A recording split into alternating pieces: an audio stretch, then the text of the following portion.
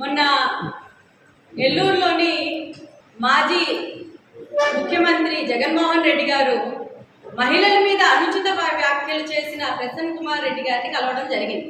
అయితే అది ఆయన ఏదో మొన్న ఆపరేషన్ సింధూర్లోని గెలిచొచ్చిన వీరుల్లాగా, యుద్ధ వీరుల్లాగా ఆయన చాలా ప్రశంసిస్తూ చాలా అన్యాయం జరిగిపోయిందని ఆయనకి చెప్పి ఈయన కూడా మాట్లాడడం జరిగింది. అయితే మహిళా లోకం తరఫు నుంచి నేను ఒకటే ప్రశ్న అడుగుతున్నా జగన్మోహన్ రెడ్డి గారికి, మీరు మీ ఇంట్లోని అమ్మని చెల్లిని అవమానించారు. షర్మిల గారు పసుపు చీర కట్టుకుంటేనే చీర గురించి కామెంట్ చేస్తూ ఆవిడ గురించి తప్పుడుగా మీ సాక్షి పేపర్లోని, మీ సాక్షి న్యూస్లోని మీ నాయకులతో మాట్లాడించారు. అలాంటిది మీరేదో ఎమ్మెల్యే ప్రశాంత్ రెడ్డి గారిని అన్న వ్యక్తిని తిడతారు, మందలిస్తారు అని మాత్రం మేము అనుకోలేదు. ఇలాగే పొగుడతారని అనుకున్నాం, అలాగే పొగిడారు.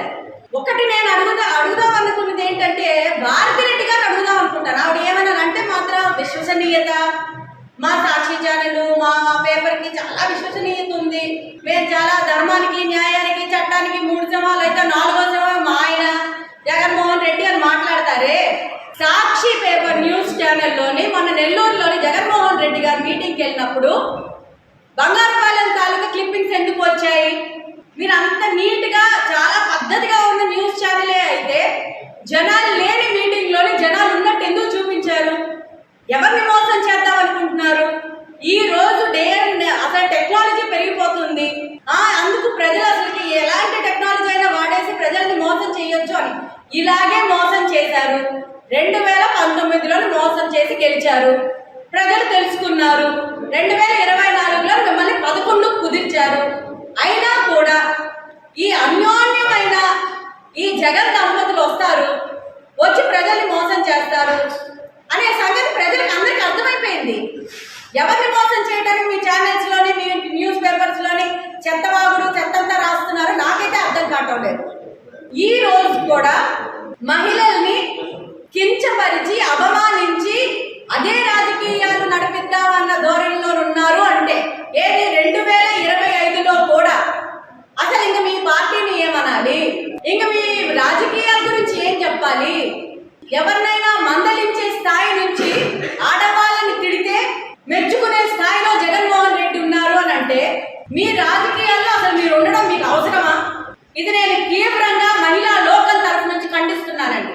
మరో విషయం, మొన్నటికి మొన్న లిక్కర్ కేసులోని ఒక్కొక్కరు పేరుగా బయటకు వస్తున్నారు.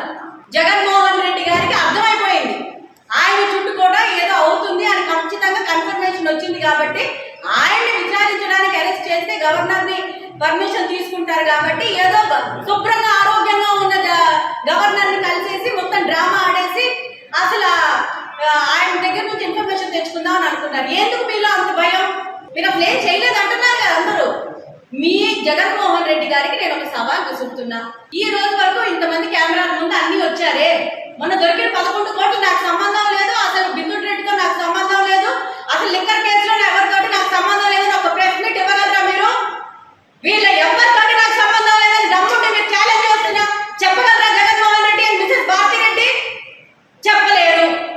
ఏం చేద్దాం అనుకుంటున్నారండి? రాష్ట్రాన్ని 5 సంవత్సరాలు మిమ్మల్ని భరించి, మీ వేధింపులు భరించి, తెలుగుదేశం నాయకులే కాకుండా, కూటమి నాయకులు కాకుండా ఇంట్లో కూర్చున్న ఆడవాళ్ళతో సహా మీరు హింసించారే. అయినా కూడా భరించి సరే మీకు ఓటు రూపంలోనే శిక్షించారు.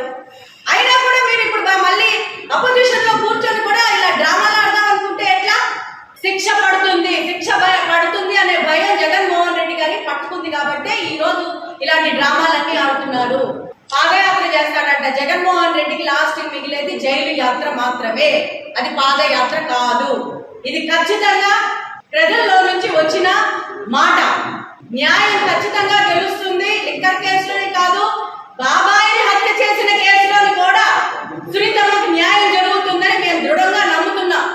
ప్రతి ఒక్కటి బయటకు వస్తుంది. ఒక్కొక్కరు ల్యాండ్ మైన్ స్టాండ్ బైన్ ఎవరెవరైతే ఎలాంటి దందాలు చేశారో, అక్రమ ఆస్తులు ఎవరు సంపాదించారో ప్రతి ఒక్కరి దగ్గర నుంచి రూపాయి వసూలు చేయకపోతే తెలుగుదేశం పార్టీలో మేము ఉన్నామని కూడా చెప్పుకోము. ఖచ్చితంగా ప్రజలు సొమ్ము మళ్ళీ ప్రజలకు వెళ్ళేటట్టు చేసే బాధ్యత సీఎం చంద్రబాబు గారిది. చేసేదాకా మేము నిద్రపోము. అలాగే కూటమి తరఫు నుంచి కూడా మేము చెప్తున్నాం, వేరే నాయకులు చిన్న చిత్తగా ఇదిగో ఒక్కొక్కరు మళ్ళీ పడుకున్నారు, ఒక సంవత్సరం ఎక్కడ పడుకున్నారో, నిద్రపోతున్నారో, లేకపోతే తప్పిపోయారో, పారిపోయారో, మళ్ళీ ఒక్కొక్కడు బయటకు వస్తున్నాడు శ్రీకాకుళం నుంచి కడప వరకు.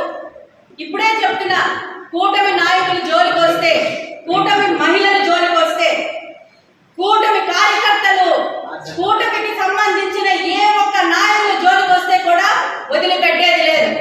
మాటలు అదుపులో పెట్టుకొని మాట్లాడండి. పిచ్చి పిచ్చి మాటలు మాట్లాడి మళ్ళీ మేము నచ్చినట్టు చేద్దాం అనుకుంటే మాత్రం మర్యాదగా ఉండదు. This is our warning. కూటమి ప్రభుత్వం తరఫు నుంచి వార్నింగ్ ఇస్తున్నాం. This is final and last warning. ఒళ్ళు దగ్గర పెట్టుకొని రాజకీయాలు చేయండి. ఉత్తుత్తి మాటలు చెప్పే జగన్మోహన్ రెడ్డి సీఎం కాదు, ఇక్కడ నారా చంద్రబాబు నాయుడు గారు ఉన్నారు సీఎం గా. తాట తీస్తారు. మాటలు తిన్నగా పెట్టుకొని మహిళల పట్ల మర్యాద